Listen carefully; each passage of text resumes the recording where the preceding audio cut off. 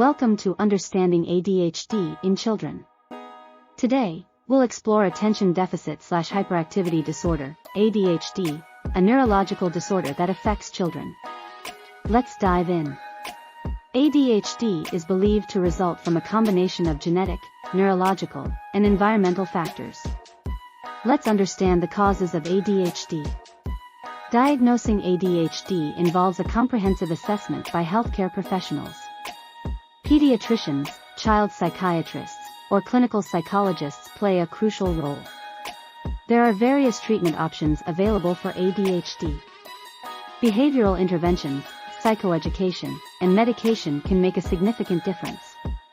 Coping strategies and support from family and teachers are essential for managing ADHD symptoms in children. Let's explore some effective strategies.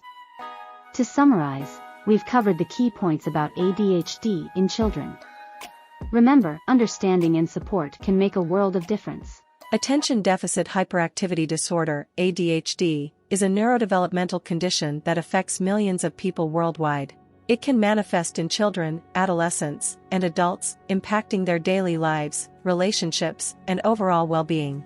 In this comprehensive 4,000-word article, we will delve into the various aspects of ADHD, including its causes, symptoms, diagnosis, treatment, potential complications, and how to prepare for a medical appointment if you suspect you or a loved one may have ADHD. Section 1, Understanding ADHD. Causes of ADHD. The exact causes of ADHD are still not fully understood, but several factors have been associated with its development. Genetic predisposition is a significant factor, as ADHD often runs in families. Additionally, studies have linked prenatal and perinatal factors like maternal smoking, alcohol consumption, premature birth, and low birth weight to an increased risk of ADHD. Environmental influences, such as exposure to lead or other toxins, may also play a role. Symptoms of ADHD. ADHD is characterized by a constellation of symptoms that fall into two main categories: inattention and hyperactivity impulsivity. Inattention symptoms include difficulty staying focused, disorganization, forgetfulness, and problems with completing tasks. Hyperactivity impulsivity symptoms encompass excessive restlessness, impulsive decision-making, and difficulty in inhibiting inappropriate behaviors. It's essential to understand these symptoms and how they may differ across different age groups, from children to adults. Section 2, Diagnosis and Assessment. Diagnosing ADHD. Diagnosing ADHD can be a complex process. It involves a comprehensive evaluation by a healthcare professional, often a psychiatrist or psychologist. The Diagnostic and Statistical Manual of Mental Disorders, DSM-5, provides specific criteria that must be met for a formal diagnosis of ADHD. This section will guide you through the assessment process, including interviews, behavioral observations, and the use of standardized rating scales. Differential diagnosis.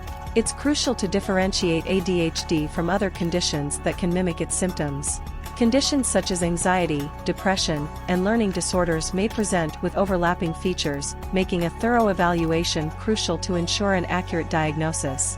We'll explore the key differences and similarities between ADHD and these related conditions. Section 3, Treatment Approaches. Behavioral interventions. Behavioral therapy and interventions are often the first-line treatment for children with ADHD.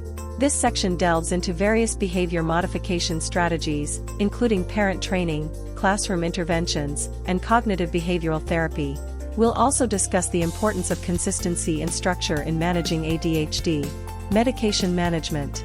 Medication can be a valuable component of ADHD treatment, especially in cases where behavioral interventions alone are insufficient. We'll discuss the different classes of medications commonly prescribed for ADHD, their mechanisms of action, potential side effects, and how to work with healthcare professionals to find the right medication and dosage for the individual. Lifestyle modifications. Lifestyle changes can significantly impact ADHD symptoms. We'll explore the role of nutrition, exercise, and sleep in managing ADHD. Additionally, we'll discuss the importance of creating a supportive environment and implementing strategies that can help individuals with ADHD thrive in their daily lives. Section 4, Potential complications. Co-occurring conditions. ADHD is often accompanied by co-occurring conditions, such as anxiety, depression, and learning disabilities. Understanding the interplay between ADHD and these conditions is essential for effective treatment and management. We'll explore the relationships between ADHD and various comorbidities. Long-term outcomes. ADHD can have lasting effects on an individual's life. This section delves into the potential long-term consequences of untreated or poorly managed ADHD, including academic and occupational challenges, relationship difficulties, and self-esteem issues.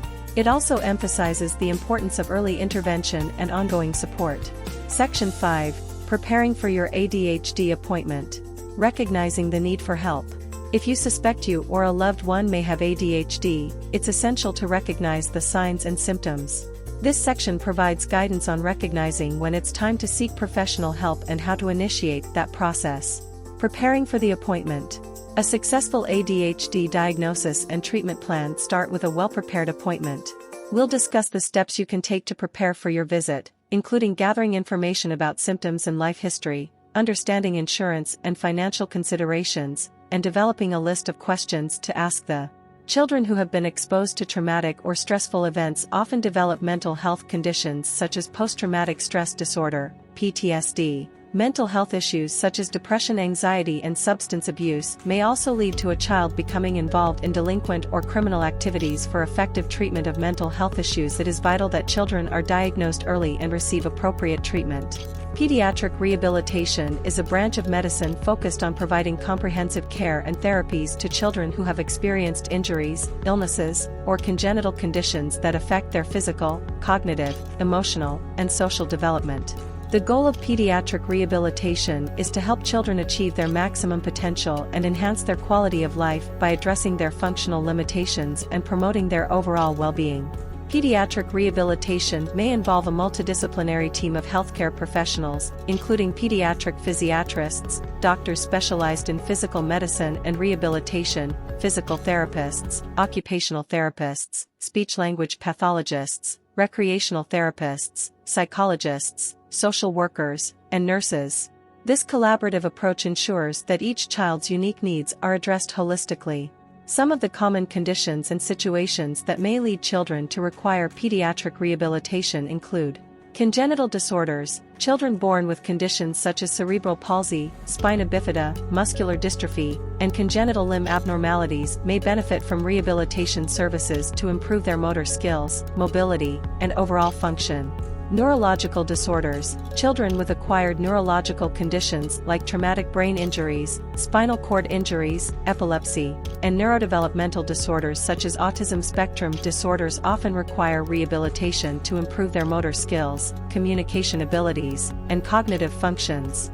Orthopedic injuries. Children who experience fractures, sports-related injuries, or musculoskeletal conditions may need physical therapy and other rehabilitative interventions to regain strength, mobility, and function. Developmental delays. Children who exhibit delays in their developmental milestones, such as walking, talking, or interacting with others, may benefit from early intervention therapies to support their development. Chronic illnesses. Pediatric rehabilitation can help children with chronic illnesses such as cancer, cystic fibrosis, and juvenile arthritis manage their symptoms, maintain physical function, and improve their quality of life. Post-surgical rehabilitation. Children who undergo surgical procedures, such as corrective surgeries for congenital conditions or orthopedic surgeries, often require rehabilitation to recover and regain function.